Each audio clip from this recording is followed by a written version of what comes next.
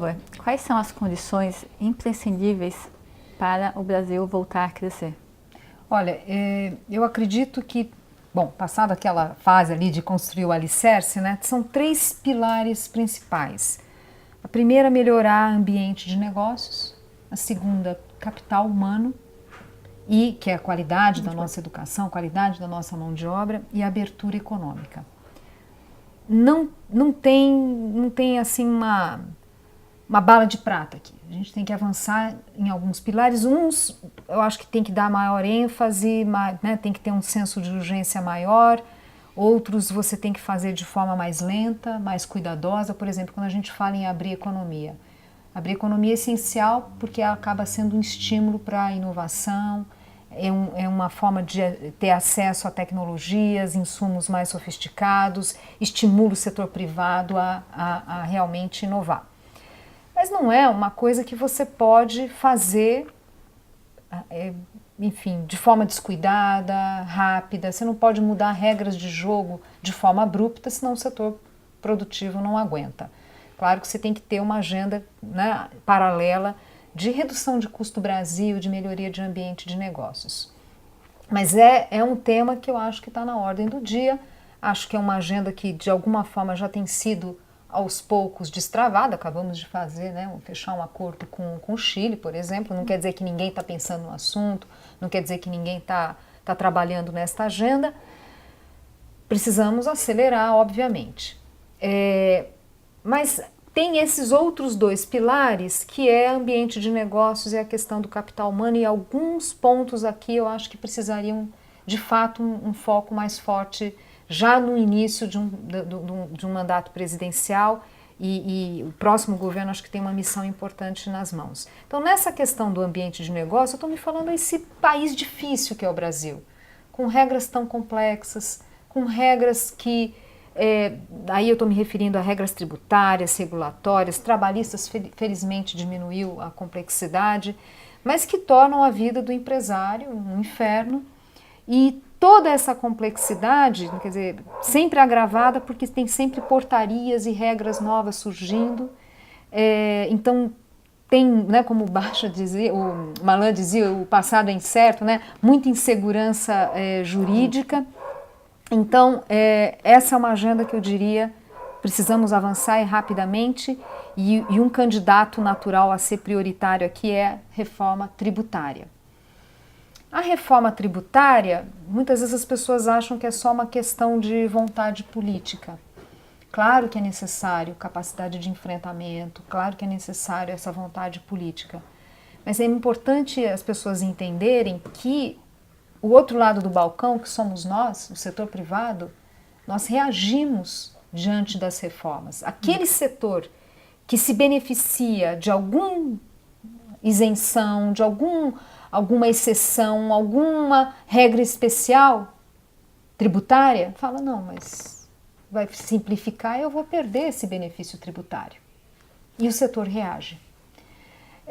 A gente tem tratamento muito desigual na economia, na questão tributária. A indústria paga muito mais imposto, serviços paga menos, agropecuária paga menos ainda. Na hora que você fala, não, vamos dar tratamento igual para os iguais, quem vai sair perdendo reage.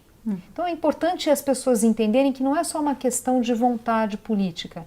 Tem que ter uma capacidade de diálogo e entender o outro lado também, que, de novo, você não pode sair mudando regra de forma muito abrupta. Então, nessa questão do ambiente de negócio, a reforma tributária seria essencial, e tem uma outra que não se resolve por decreto, mas acho que tem uma missão, né?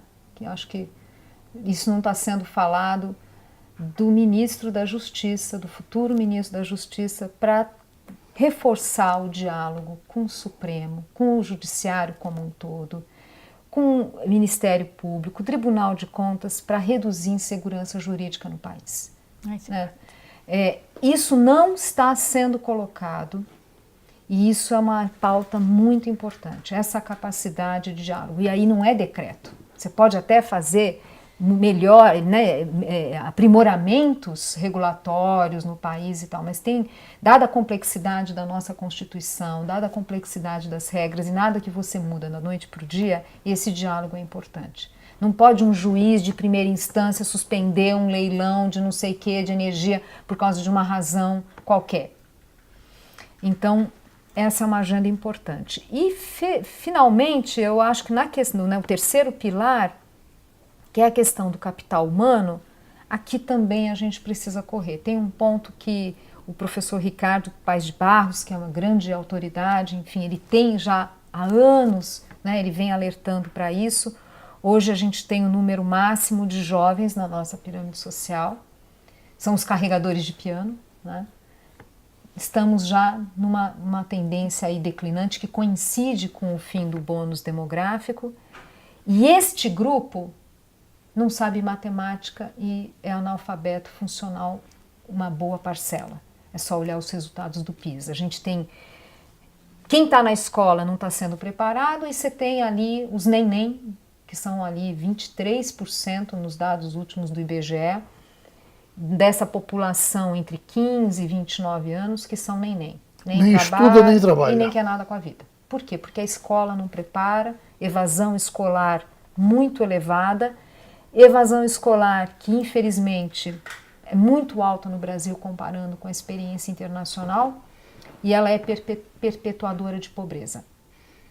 Então isso a gente tem que correr. De novo, essa agenda está sendo discutida, é muito injusto a gente dizer que não, e tem muitos estados com histórias de sucesso na gestão do ensino médio ou no ensino fundamental, na verdade mais no ensino fundamental, mas tem que correr com essa agenda.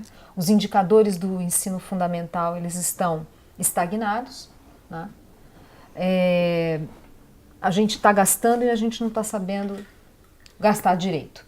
Então, essa tem que correr porque a gente está falando de algo que pode comprometer o nosso potencial de crescimento. Quer dizer, não ter mão de obra minimamente qualificada para isso crescer. Então, assim, esses pilares a gente vai ter que avançar, alguns com mais urgência que outros, uns são mais complexos, todos eles de alguma forma dependem do diálogo e de capacidade de, enfim, fazer negociações políticas, mesmo na questão, obviamente, do capital humano. Porque quando a gente pega os casos de sucesso de gestão nos estados, que aí o pioneiro foi o Ceará, com o Cid Gomes, que foi aquilo? Foi inserir meritocracia.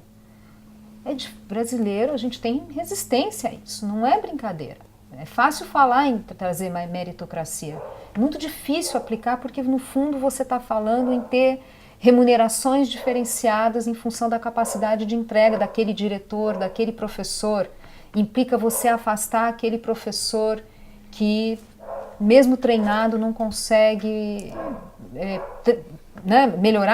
mudar a vida dos alunos, melhorar a vida, mudar os indicadores de escolaridade. Significa, de repente, a gente ter que repensar até questões aí do nosso pacto federativo.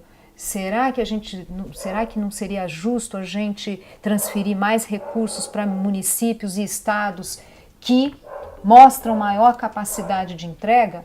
Então são temas espinhosos, não é uma agenda fácil. Perfeito.